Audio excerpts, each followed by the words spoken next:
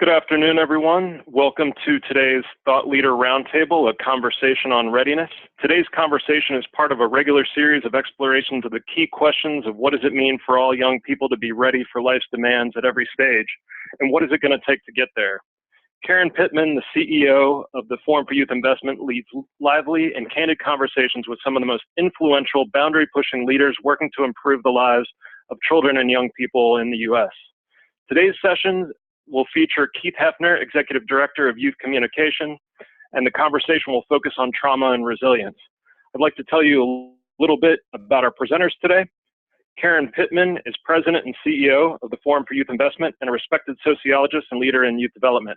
Prior to co-founding the Forum in 1998, she launched adolescent pregnancy prevention initiatives at the Children's Defense Fund, started the Center for Youth Development and Policy Research, and served as Senior Vice President at the International Youth Foundation. Keith Hefner is Executive Director of Youth Communication, which he co-founded in 1980. Youth Communication provides professional development and curricula for educators and youth workers that help them engage struggling teens and strengthen their social and emotional competencies and their literacy skills. Hefner is the co-author or executive editor of several youth communication curricula on social emotional learning, gender, career readiness, resilience, and other topics. Hefner founded Youth Communication in 1980. He's the recipient of a MacArthur Fellowship and other awards for his work in youth development and literacy. There are only a handful of slides for today's session. We will be accepting questions and comments via the chat feature on today's session, which is available at the top of your screen. Today's session is being recorded. Tomorrow, it will be sent to everyone who registered and also posted to the Ready by 21 website, along with any additional materials that were mentioned. So it's my pleasure to turn it over to Karen. Great, thank you, Ian, and welcome, Keith. Glad to have you here.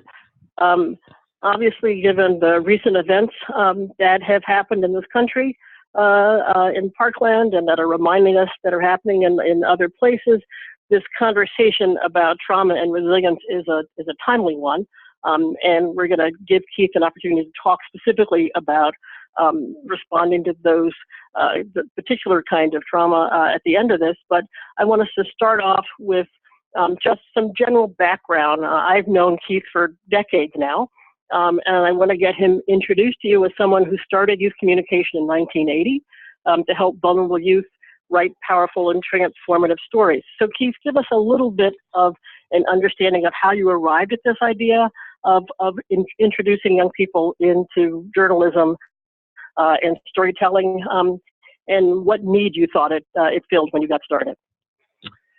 Yeah, so, and I'll just say a thing about the Florida tragedy. We'll talk about it later, but it's also an example, as we'll talk about, of youth voice and the importance of youth voice, which I am very pleased to see.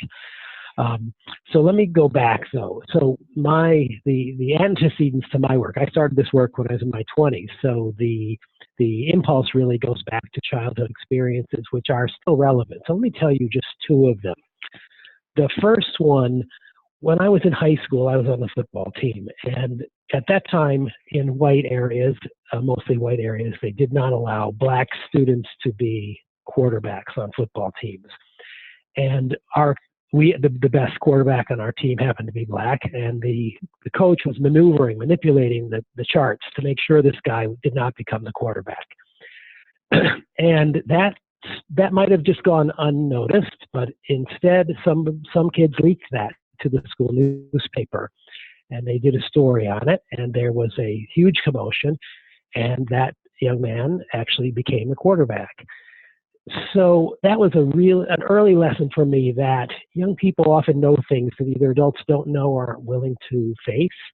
And if you give them a platform to have a voice, they can make significant change. So there's a social justice motivation, if you will, that partly prompted me to go to this work. But I want to give you one other example about storytelling. When I was a kid, younger, this is when I'm like 9 to 13, like in the middle of the 1960s, my mother subscribed to Ebony magazine. And I had a couple of black friends at the time. And one of the things I learned unconsciously and then consciously was that Ebony's portrayal of Black America was much more accurate than the white media's portrayal. And so it was an early lesson to me that if you want your story told accurately, you should try to tell it yourself if possible. But there are two other things I learned really from reading Ebony. And I was a voracious reader. I probably read every word in the magazine for 3 or 4 or 5 years. So one was that for me, as a white kid in the suburbs, it was a window onto the Black experience that made me aware of what I didn't know, how much I didn't know really. And that was a lifelong lesson in making me less likely to make assumptions and more likely to ask questions when working with people whose experiences were different than mine. And that has been immeasurably valuable to me as a youth worker and someone who worked Right. as a youth worker, really. And then the third thing Let me interrupt you. Yeah. Just you're getting a little bit garbled. Oh, I'm sorry. I don't know whether you Can you change. if I'm right up to the phone, can you hear me? Is this, how's the sound again. here? Now, is it good, the sound? It's getting better. But All right, I'll try to go straight into the phone. Is that best? Or is that not any better? Still sounding about the same. Suggest maybe if you can call right back in, if that's possible. Yes, I can. Let me do that. It's still gargly. I hear it, and the folks on the phone hear it. So let's pause for a second and let you dial back in and hope we have a better connection. Should I try? Okay, I'll do that.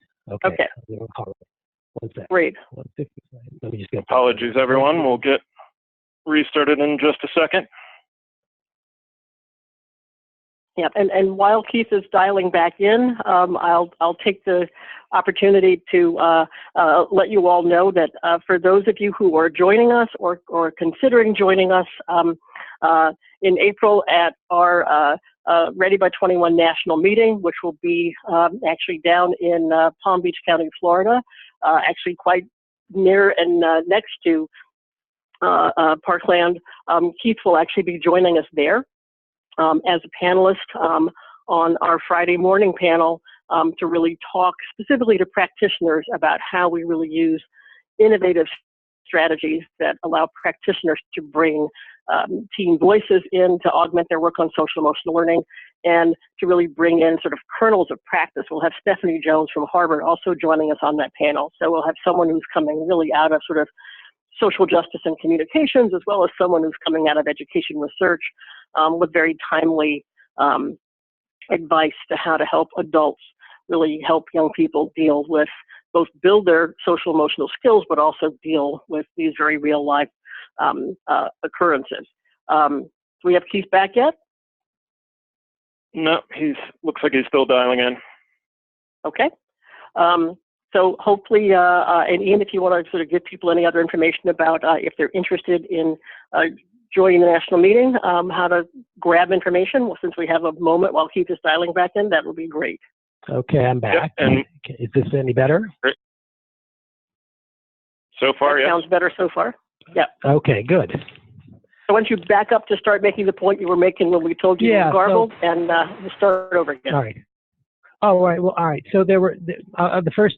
So again, I was this young white kid reading Ebony magazine, and for people who don't know, Ebony was the leading African American magazine in the country at the time, and I saw the value of. I saw that Ebony was more accurate in its portrayal of African Americans than the white media, and that lesson I got from that was that you should tell your own story if possible, rather than having other people tell it. And then for me as a kid, Ebony was a window into the Black experience that made me more aware of what I didn't know in the world. And it made me less likely to make assumptions and more likely to ask questions when I was working with people whose experiences were different than mine. And that has been a valuable skill as a youth worker for my entire career. And then the third thing that I noticed later was that Ebony was, while it was a window for me, it was a mirror for many African Americans. It reflected back their struggles. But Ebony was also especially brilliant at like what I call an aspirational story. It showed a vision of change and a better future. So now I'm just a few years later, I'm a young adult, I'm starting this program, and we're producing stories by teens. So that experience of can I have young people tell their own stories in a way that provides accurate reflections of their lives and aspirational, a vision of the future? And can at the same time those stories be windows for adults who are working with those young people to help them be more sensitive and responsive to those young people's needs? And can those stories be catalysts for change? So that's the genesis in a nutshell of beginning this work. And I would say, you asked about the need. So the need is, could we find a way to tell those stories? And then once we created them, could we find a way, if you will, to get them read and used by young people and adults who work with them? And what ways did you find? I mean, first of all, when you invited young people to tell their stories, for how many was it the first time that they were actually invited to do their own reflecting and thinking and writing? Was this a new experience for them? Yeah, it was, I would say, in the correct use of the term, a unique experience. They had never been asked to write stories like this. So, so to give you a little bit of just the nuts and bolts, we have run for the last almost 40 years a writing program for about 50 teens a year who come to our offices. They are New York City public high school students, but they tend towards kids who have struggled a fair amount. About half the group are kids who have been in foster care, who have juvenile justice contacts, or who have been homeless, or are recent immigrants. So they're kids who have had real struggles in their lives. And if you like, I could tell you a little bit about the process, how those stories get created. Would that be helpful? Sure. Yeah.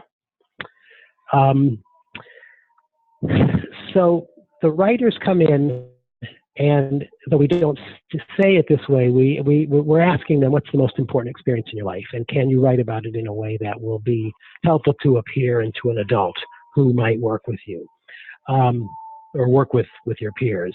And I apologize for the fire truck that's going by outside. It'll be gone in a minute. I'll hold that thought. So those young people were, well, and let me back up, because one of the things that we talked about in the paragraph describing this event is that it's a trauma-informed process, if you will. So and it is, because a lot of the young people who come into the program have suffered trauma. So we try to set up a space that feels safe and supportive to them, that's calm and orderly. And if you were to walk in, you would see a lot of pursers out on the desk. It's a place where people don't feel they have to be on guard, right? And then they see adults and young people working collaboratively. When you create a story of the kinds we create, the adult has expertise in the form, the writing and the grammar and that sort of thing, but the team has expertise in the content. So you have a genuine, deep collaboration that has to happen to be able to create the story. So then, over a period of 10 or 15 drafts, which could take a few weeks, but it could take a few months, it could take a year if it's a really traumatic story, the young person writes that story. And in the process, to use trauma language, two things are happening. One is the editor is noticing their strengths, and pointing out, boy, I'm sorry that happened to you, but I see that you survived and managed it this way. Could you tell me more about that? And this really accentuates and highlights for the young person that the strengths that they brought to manage or cope with or even overcome these traumas. And then as they write that story, they get an increasing sense of control over the process, because they are controlling, they're reframing the narrative of their experience. So when that story is done, on the writer's side, you've got a young person who's better able to manage trauma. If it's a really good experience, it's a healing experience. It can even be a transformative experience in some cases. But they've also produced an artifact, if you will, a story that shows how they did that. And that story is then accessible to a peer who is facing a similar challenge and to an adult who's working with a young person facing that challenge. And that's the two sides of the process that make it especially powerful. I mean, that's a wonderful description of a process which I'm sure was transformative for many of the young people, as you described, that were writing it and that were using it. And the fact that, as you noted, for some young people, this process could happen in a couple of sessions or a couple of weeks, and for others, it really could take time for them to work through that. I think is an important message for all of us, that these things don't always happen quickly if they are going to be transformative. I'm curious, once the young people got to the end and got that finished product out, what kind of responses did they have when people read it and began to talk to them about it? What's the response after they flip over to the other side, to the public side?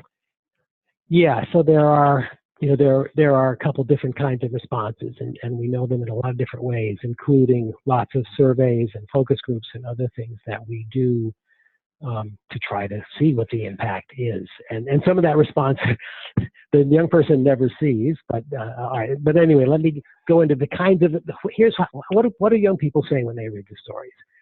They report feeling less alone. That's the first thing.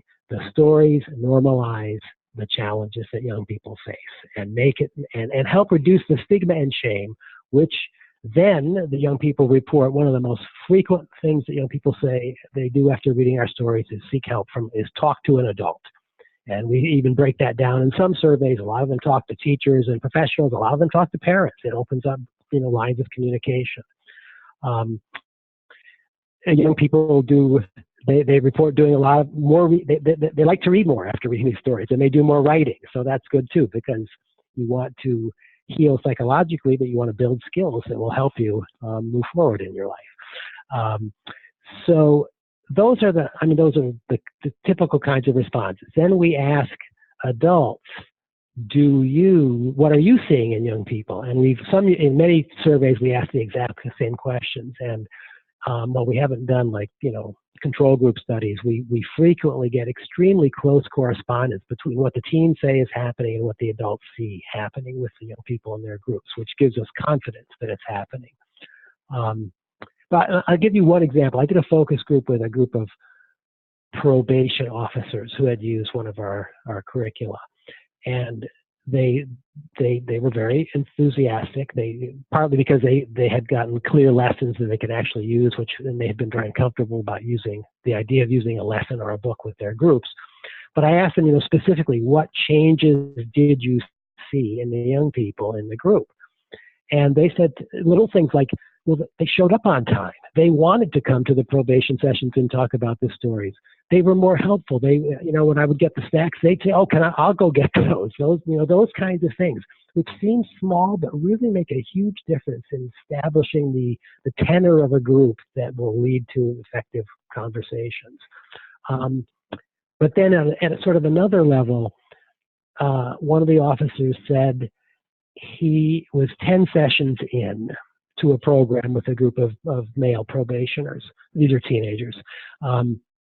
And a new boy joined the group. And he said this group had been going so great, like nothing he had ever had before in terms of the reflective conversations the young people were having. And he said this new boy came in, and that day he goes to start the program, and nobody is talking. And he's looking at them and waiting to start, and nobody's talking. And he finally says, "Is there something going on today, that I didn't know about?" And one of the boys, he said, "Is this new guy going to be in the group just today or for the rest of the sessions? Because if he's just here today, we can't talk the way we've been talking." So there's a kind of opening up that occurs when young people engage these stories by peers that model that kind of opening up that is hard to achieve in other ways. I think that's a great story, and it segues into a question that one of our listeners asked. I think so often we have young people who have become articulate about telling their story. We have them tell it over and over again. They become sort of the speaker at conferences, et cetera, and they tell that story. So a question from one of our listeners is, how do you ensure that the process is healing and that young people are able to digest their trauma instead of just retelling it over and over? What's the power of having them actually write it and share it versus tell it over and over again? A really, really good question. And it goes back to something I said that you caught on to earlier in the conversation, which is that in the writing process, the young person has absolute control over its pace and content. And that's why it sometimes takes 3 weeks and sometimes takes a year to write a story. So that writer is proceeding at the pace that I mean, it's often uncomfortable. I mean, there are tears at the computers, but they're the right kind of tears, if you will. But the young so because it's a private process, semi-private, the writer works with an editor and often gets feedback from peers. But again, the writer is controlling that process, what they decide to reveal and conceal and when, and even whether they can complete the story, and even when they complete it, whether they publish it or whether they publish it with their name on it. There are countless points in the process where the young person is in control, and then the great thing about a written story is that the young person doesn't have to then go out, unless they choose to, and talk about it in public. The story is the vicarious experience of that young person's experience in the classrooms, in the probation offices, and the after-school programs. So the writer is, if you will, I won't say protect, because the writer may want to go talk about the story, but the writer, it again is in the writer's hands, the young person's hands, about the extent to which and in what settings they want to talk about their experience. I think that's incredibly valuable, and the fact that the story can be shared anonymously, it can be shared with their name on it, it can be shared by them, it can be, that's such an amount of power, as you said, to be able to give a young person to both go through that process and then have these multiple ways in which to have that story shared and used.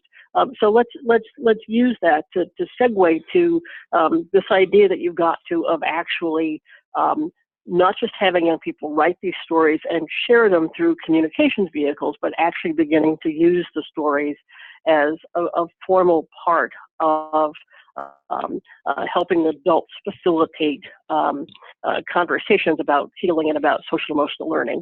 What led you to actually go through that process, and then tell us a little bit about what you had to do to go into this huge archive of stories that you have and make it available for actually helping adults as they're working with young people in social and emotional development?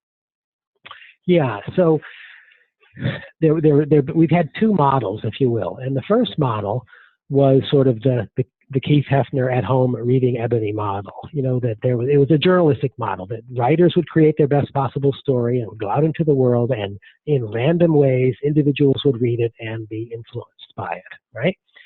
And that's a great model, but it began not to work as well with teenagers in the mid-2000s, when many young people stopped reading print. In fact, many young people stopped reading, it didn't matter whether it's print or electronic, anything longer than a few hundred words. I wouldn't put only young people in that category, people. So our model of creating magazines, using adults as conduits to get to them in schools and having young people read them there on their own, began to break down. And so we went and interviewed a lot of people, teachers and caseworkers and counselors, to ask, our question was, has our model run its course?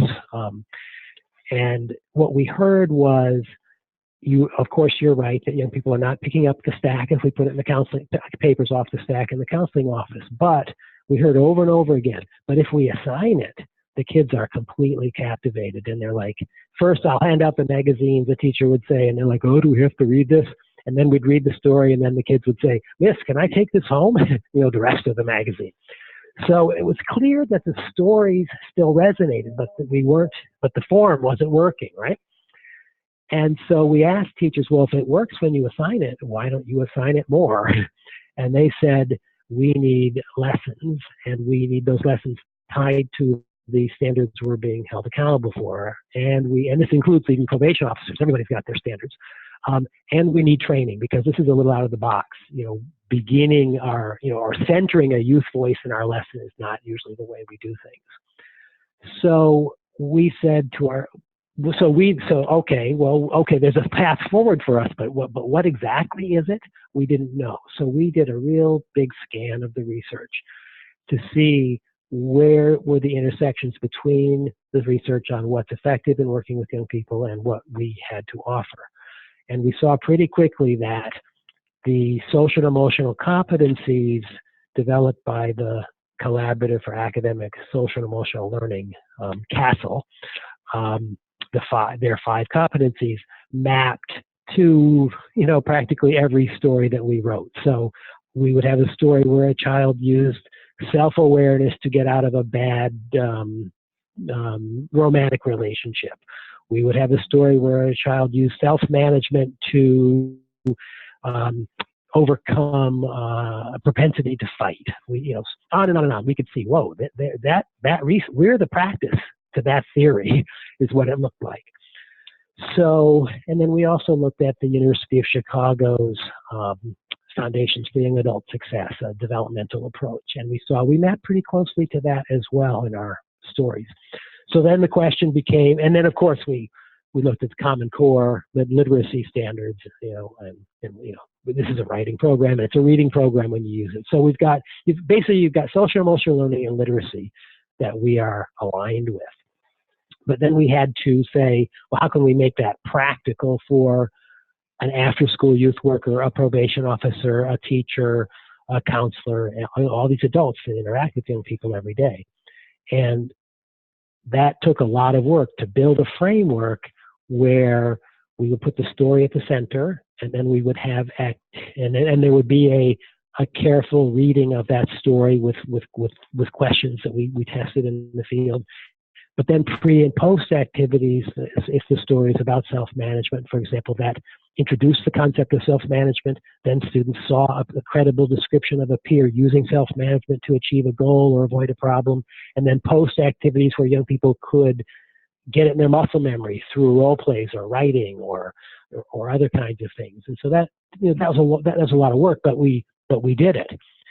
So that's, I'm sorry, I've lost the thread of the question, I think, but basically we wanted to figure out we've got all these stories, how can we make them feasible and usable for adults who work with young people? And in that process, a big shift here was, instead of thinking of, if you will, in sort of the management language, are young people our target audience or are adults our target audience? We realized it had to be adults. Because if we couldn't no longer get to the young people unless we met the needs of those adults who were being asked to strengthen social and emotional learning or strengthen literacy skills with kids who didn't want to read at all or whatever it might be. So we created programs that drive that direction. It's a huge amount of effort, and I think greatly appreciated. I mean, you mentioned a range of adult professionals who are using this, from after-school youth workers to probation officers to teachers to folks in alternative schools. Talk a little bit about how the particular facilitation tools and guides and coded stories that you developed, the curriculum that you've developed, in a sense, to help this broad range of professionals do this. How does it dovetail with other professional development that they may have? Are these folks who've been trained in trauma-informed care, have been trained in ACEs? Is there other training that they need, or are you bringing in any of that in your content? How does this fit into that intersection between social emotional learning and trauma-informed care, equity? Where does it fit into that space? We were very gratified to learn that there's a tight fit, because we were not conversant with all of those things that you talked about, 5 years ago. We had heard about them, but they weren't part of our day-to-day work. So, to give you an example, and one thing we often hear when we do our trainings from people is that, we had trauma training last week, and we had motivational interviewing training the week before, and we had whatever, social and emotional learning, we learned about that. But we didn't know what to do with the training. And this is the concrete, manifestation of that. And so an example would be, one thing we've seen, and I don't know if this is sort of generally known or it's just something we've observed, but when people get trauma-informed training, sometimes they of course, they're taught that you need to create spaces, safe spaces, you need to avoid triggers, you have to look at the whole ecology of the situation, you need to give young people control, all those things, but they don't, they don't, other than maybe creating a safe space, and even there, they're not even always sure exactly what that means. But the second thing is that some of them, they focus on the trauma, not on methods for mitigating the trauma, and they get discouraged. And when we come in with our stories now, and I'll tell you, it's important to, one thing that we do in our stories, if you think of a traditional any story has a beginning, a middle, and an end. And the beginning sets up the problem, and the middle is the struggle, and the end is the resolution. In our stories, the first 5 drafts the writer writes are the beginning. They are immersed in the struggle, in the trauma. And that's fine. They have to go through that. But when we get to the last draft, that has shrunk to just enough to establish that there was a trauma and what it was, right? And the end is actually not even that important to us, because you can't always control your response, whether you overcome it or manage it or whatever it might be, right? Our stories are gigantic in the middle. They show what the young person did and this is the writing process. We don't tell it, we show it. We teach the writers to show it in really microscopic detail so that the story becomes accessible. The writer's approach becomes accessible to a peer and to an adult. So when people who've gotten trauma-informed training see our stories, they go, oh, this is how young people respond to trauma. They see the strengths of the young people in the story, and that gives them it gives them hope, which is a really important first step, but it also gives them strategies that they can work with young people around. I'll give you an example. There's a story, we have a career readiness program, and one of the stories is called First Day on the Job at Macy's or something like that. Now in that story, the writer gets into a jam on his first day. First, he's placed in a department, housewares, that he doesn't know anything about. He wanted to be in electronics. Second, his cash register malfunctions, and then his check reader malfunctions, and so this line starts forming of people, New Yorkers getting anxious, and what's taken so long. And this is a kid who actually grew up in foster care, and at this moment, basically fight or flight instincts are starting to kick in for him, and neither one is going to end well for him. And he rescues himself almost accidentally, it is sort of semi-accidentally, by getting help from a colleague. Okay, so here's a kid who has had a traumatic experience with adults in his life, who is in a position where everything could go wrong, and he uses a self-management. This gets pulled out as a self-management strategy. Seek help from a colleague, right? So, and then the rest of the story goes on, and then there are activities that role plays and things that reinforce that. So here you've got a kid. We don't dwell on the trauma of his experience in foster care. That's just a backdrop to the story that makes you know how serious this incident is going to be. What the story focuses on is what's the strategy he used. And so it fits hand in glove with trauma-informed practice. It's just a little bit oblique, if you will. And I would say, if you take another area like motivational interviewing, where the goal is to get the client to set her or his own goals and reasons for them. That's what it's, when young people talk about these stories, like when they say, well, what did the Macy's writer's name was Sharif Berkeley. What did Sharif do? He got help from a colleague. Is there anything else he could have done? And Sharif, in that story, acknowledges he didn't pay a lot of attention to training. And I've taught this story many times, and half the kids in the room go, he should have paid attention in training. So yeah, I don't have to say that. They all said it. And that's a motivational interviewing technique, if you will. Get the client to see how certain activities will help them achieve their goals.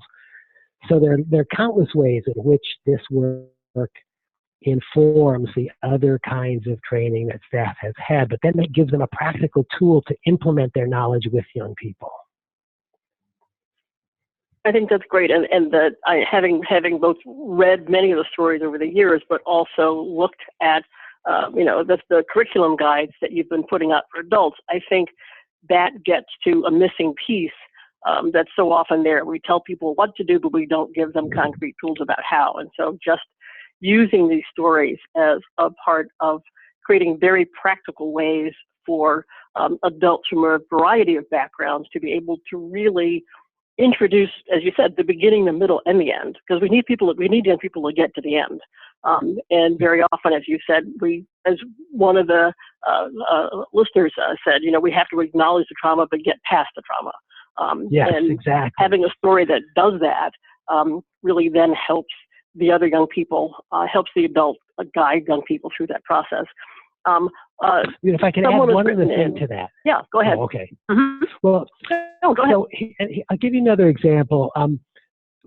So in our training, one of the things we do is train people to ask non-judgmental, open-ended questions, because young people respond better to those, and it creates a genuine dialogue instead of the other kind of setting. But with probation officers, to use them again, that's a hard thing for them to hear. They live in a command and control setting, right? And so it did kind of go in one ear and out the other during our training. But in our stories, we have scripted in open-ended questions. And the officers, they, not being teachers, they used the lessons just as they were written because they didn't know what else to do. So they started asking open-ended questions. And lo and behold, kids started responding to them. They said they couldn't believe it. They didn't really know what they were doing, but they said, I couldn't believe it. When I asked these questions for the first time, kids wanted to talk to me. So there is a quality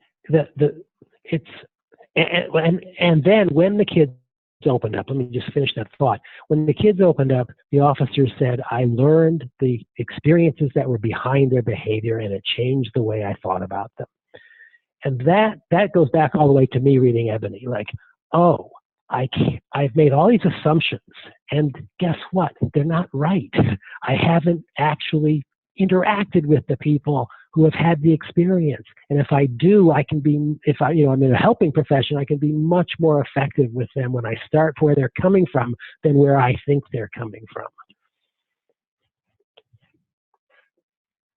Yeah, I think that's great. And I love the fact that, in how you've put this together, you basically are, you're giving the adults, again, from many different backgrounds, the prompts that they need to use, as you said, this sort of non-judgmental, open-ended approach to helping young people really work through these issues and stories. And there have been several questions about what approach do you use? And you've just described the approach that you both used in getting young people to write the stories the first time, and the approach that you're now sort of passing on to other adults to be able to use, which really gets young people an opportunity to reflect and process.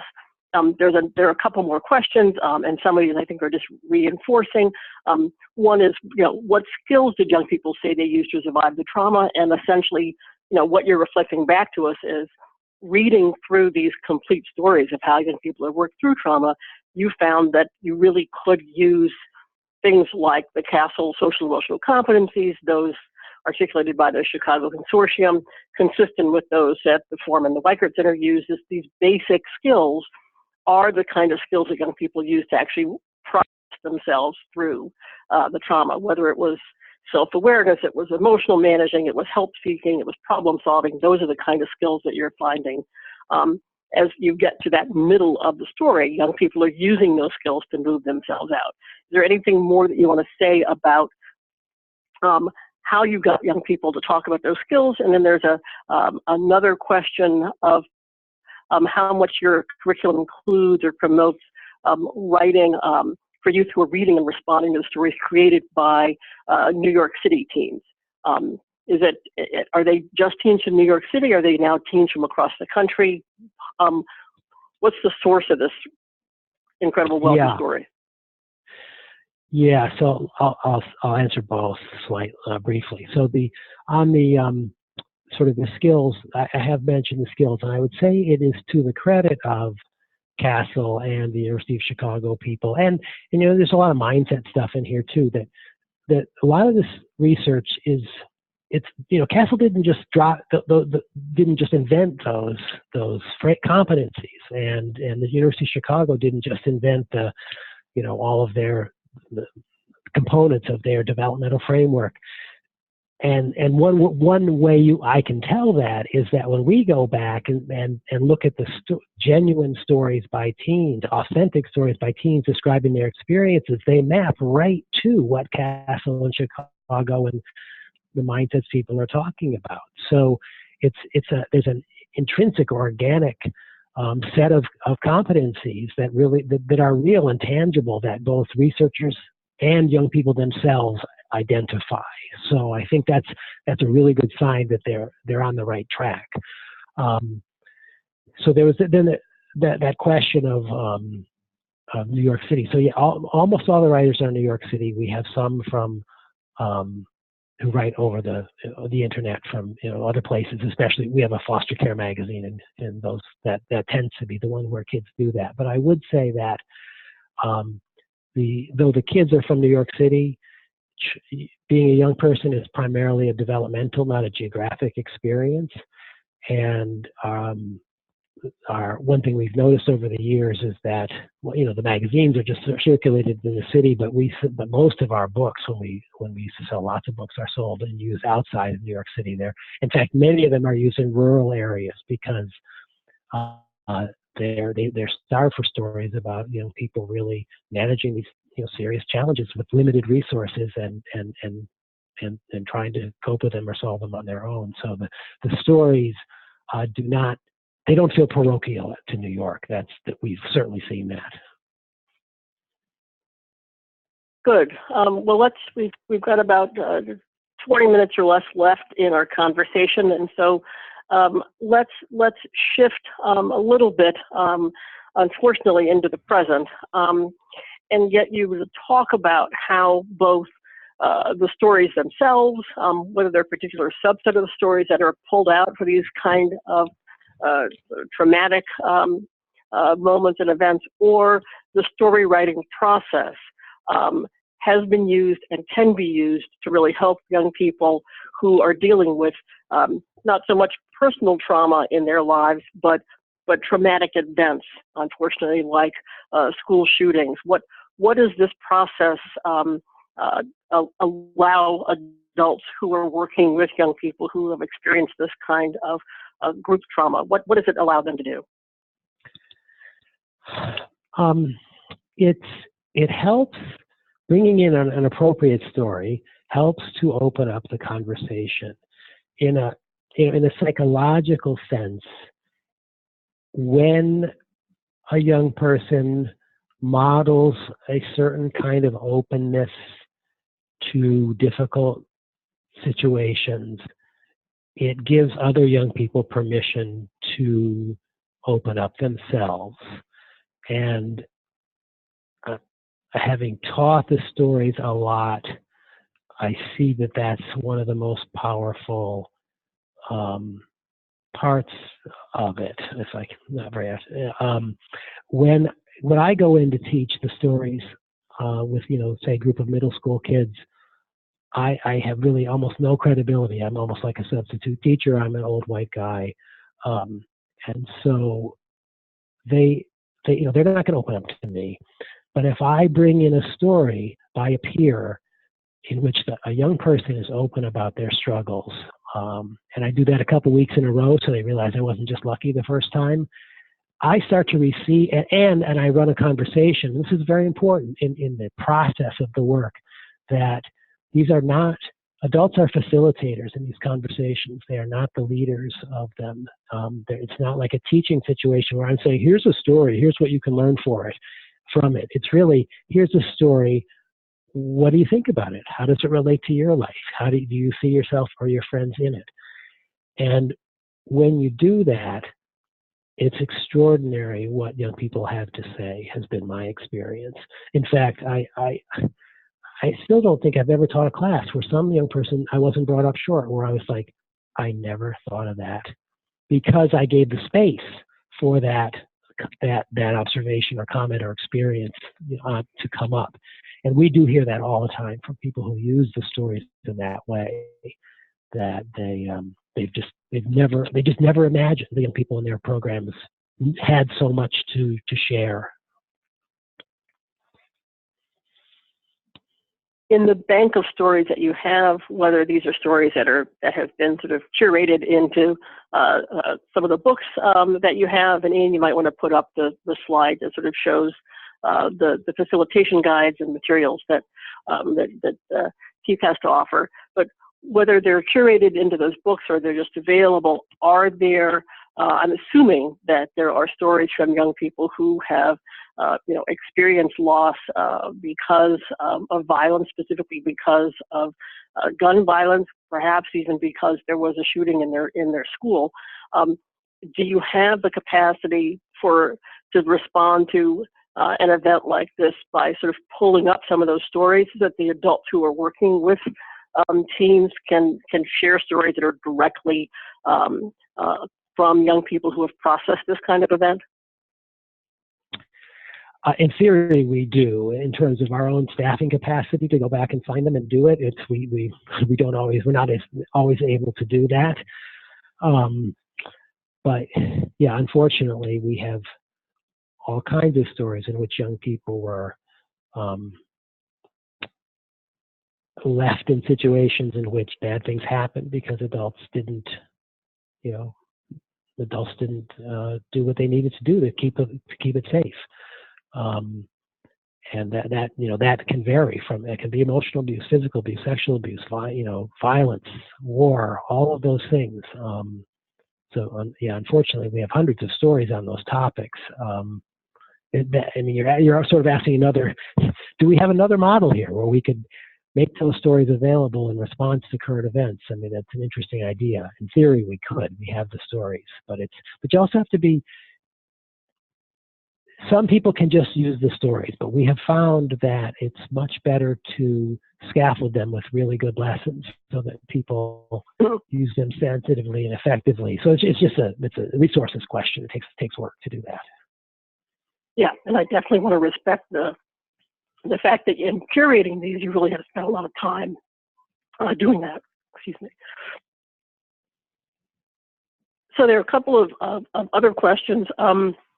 One, just without going back to the specific stories, as you think about how young people over the years have processed these kinds of traumas, are there general insights that you can share about how young people have gotten through these events? And in particular, since we're watching this unfold, to what extent has sort of youth voice and activism and leadership turned out to be a response to actually responding to these kind of events or similar kinds of traumas?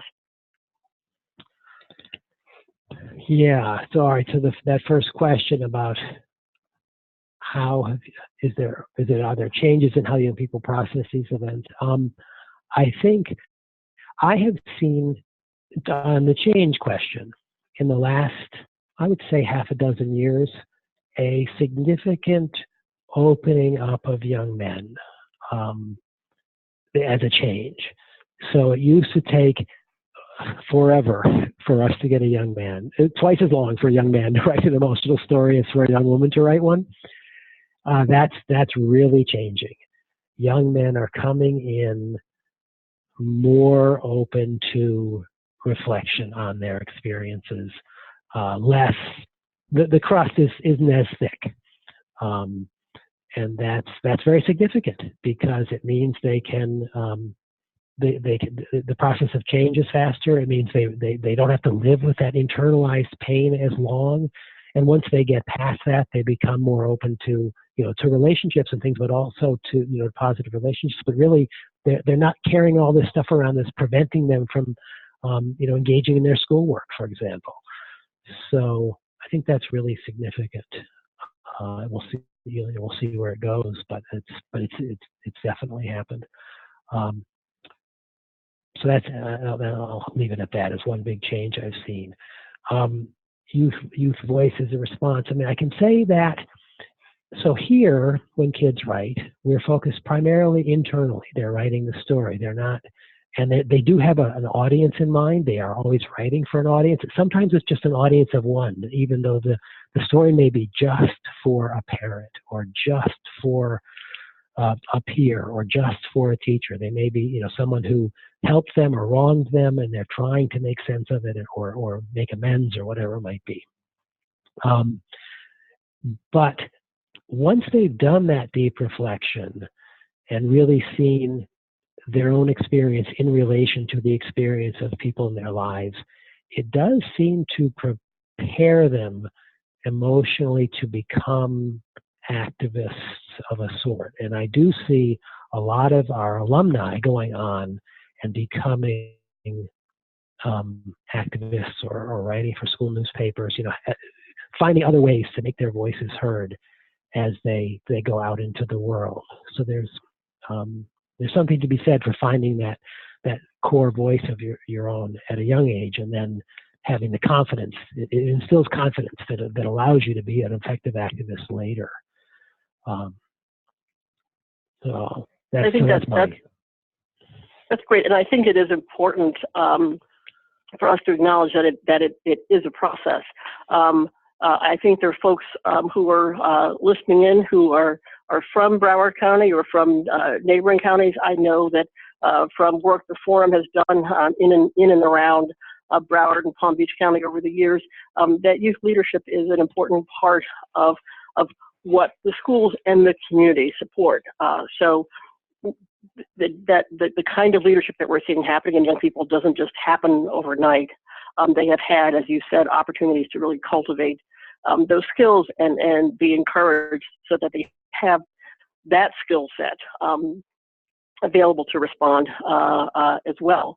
So we've got some time left, and we want to respond, give you a chance to respond to very specific questions that are coming in about how they can get more information about the work that you're doing and the curricula that you have.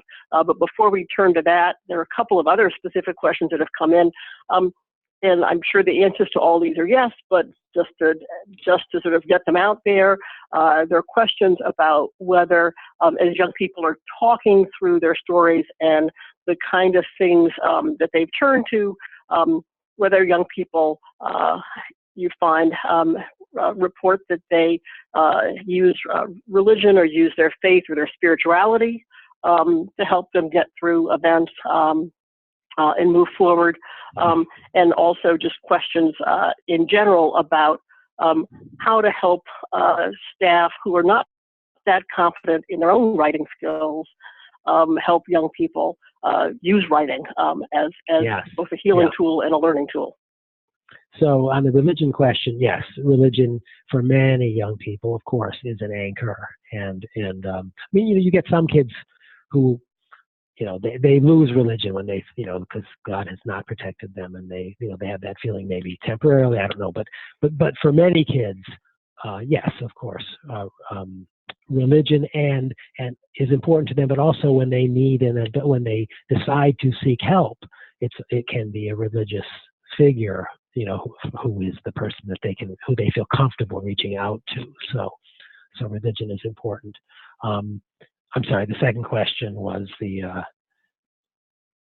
second question was just sort of, is as we're talking about having adults, and these could be adults in faith communities, teachers, et cetera, as we're talking about a wide range of adults using this, yes. If adults aren't comfortable with their own writing skills, how do they respond? Right. So this is an area where we have really been surprised. A lot of the people we train are, of course, almost everybody we train is not an ELA, an English language arts teacher, and many people do feel uncomfortable or about their own writing or reading skills. So we did two things. One, we scripted these programs really carefully, so you can follow them. You can, of course, deviate from them, but if you follow them, it goes really well. And when you're asking, the questions we have scripted in, if you're an English language arts teacher, you can see, ding, that's evidence in the text question. But if you're a youth worker or a teenager, it's just an interesting question about the story. So we've done a careful job of of weaving in ELA moves to get the kids used to that in a way that will not feel odd to somebody who's not comfortable with that at all and who hated their English classes.